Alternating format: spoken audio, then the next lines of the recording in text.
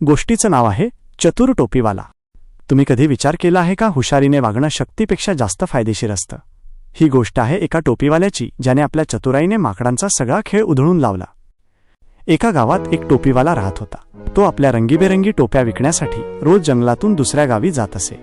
एका उष्ण दिवशी चालून दमल्यामुळे त्याने रस्त्यात एका मोठ्या झाडाखाली विश्रांती घेण्याचे ठरवले।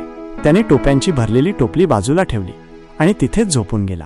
त्या झाडावर माकडांचा एक कळप राहत होता। टोपीवाल्याला झोपलेले पाहून ती खोडकर माकडे खाली उतरली। त्यांनी टोपली उघडून त्यातील सगळ्या टोप्या घेतल्या आणि आपापल्या डोक्यावर घालून पुन्हा झाडावर चढून बसले। थोड्या वेळाने टोपीवाल्याला जाग आली। पाहतो तर काय, टोपली रिकामी। त्याने इकडे तिकडे पाहिले पण त्याला टोप्या दिसल्या नाही। शेवटी त्याने वर झाडावर पाहिले तेव्हा प्रत्येक माकडाच्या डोक्यावर एक टोपी होती। टोपीवाल्याला खूप राग आला। त्याने माकडांना ओरडून हातवारे करून टोप्या परत मागितल्या। पण गंमत म्हणजे टोपीवाला जे काही करायचा माकडे त्याची नक्कल करत होती। ओरडणे, हातवारे करणे, सगळे काही। तेव्हा टोपीवाल्याला एक युक्ती सुचली।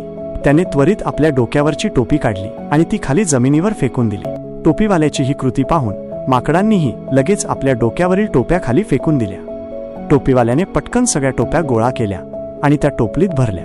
मग तो हसत हसत आपल्या मार्गाला लागला। बोध: शक्तीपेक्षा युक्ती श्रेष्ठ असते। त्या दिवशी टोपीवाल्याला समजलं ताकद दाखवून नाही तर मेंदू चालवून विजय मिळतो।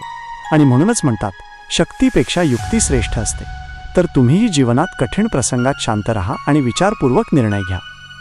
व्हिडिओ आवडल्यास व्हिडिओला लाईक करा आणि अशाच नवनवीन गोष्टी पाहण्यासाठी चॅनलला सबस्क्राईब करा।